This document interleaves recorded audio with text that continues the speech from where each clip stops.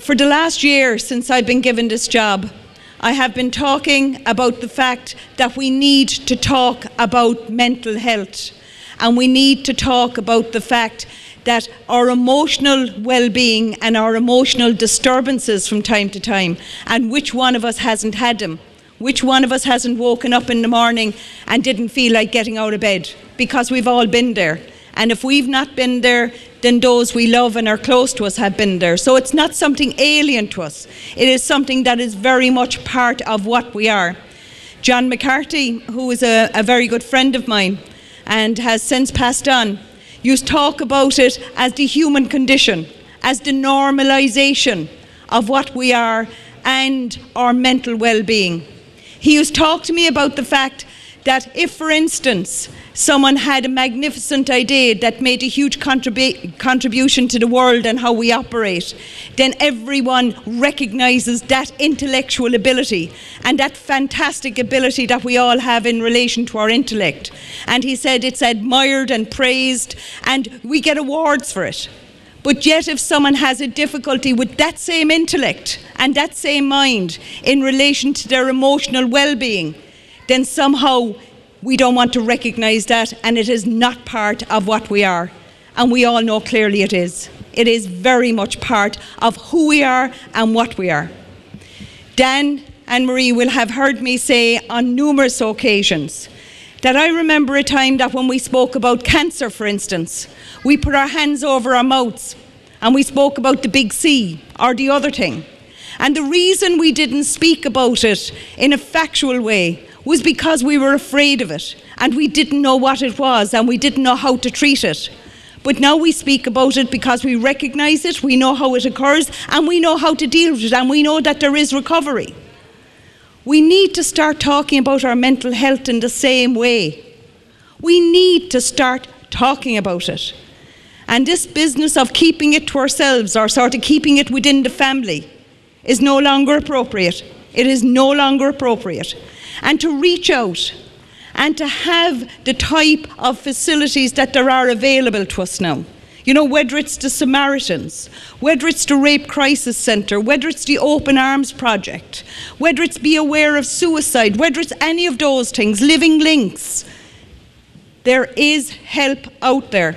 And not alone is there help out there, but there are people willing to help you. And we have to get rid of the stigma attached to mental health. We have to get rid of it.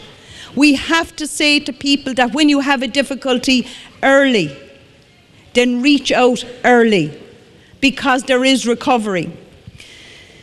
Dan, who has been an advocate of bringing people out of big institutions much longer than I have been, has been working in this area.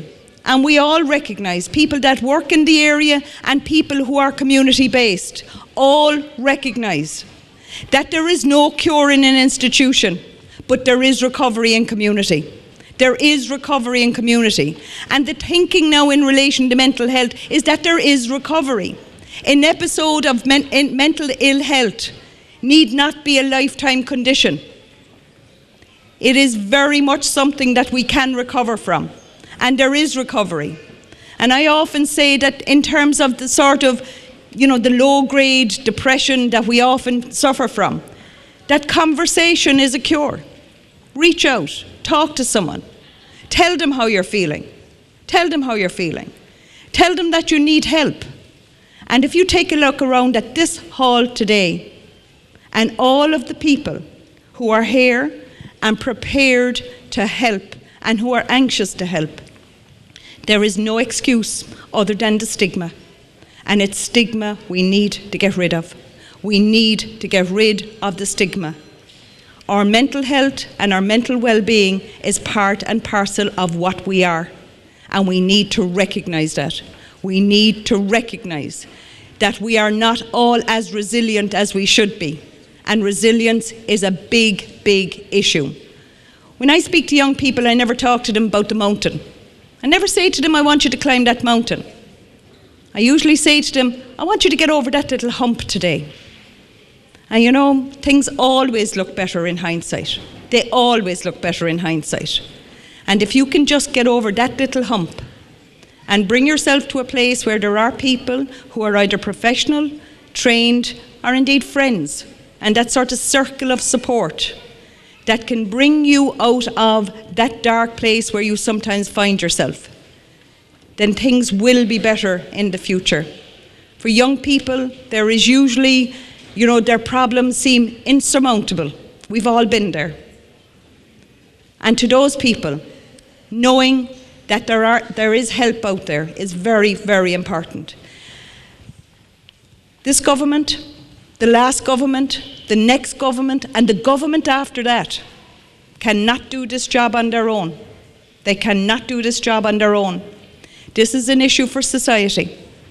And it gives me great heart and great encouragement to see all of these organisations who have come together and who recognise that fact as well, that they are all prepared to get involved either at an official level or on a voluntary level, and all prepared to put in their tuppence halfpenny worth in order to help others within their community.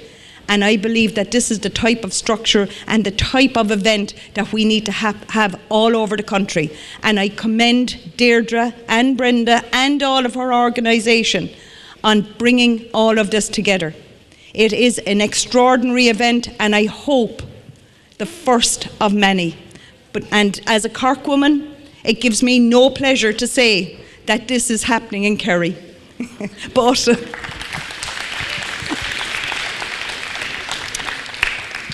But it is, and we can learn from it. And I know Terry Lynch is going to be speaking to you later on, and Terry has an extraordinary view of mental health and well worth listening to. But once again, congratulations. Absolutely delighted to be here, and am most uplifted by this event. Thank you. Thank you very much, Minister. And I'm sure that you'll fight and fight and fight for mental health, and fight for money to be spent on mental health, and in particular education and awareness. Thank you again.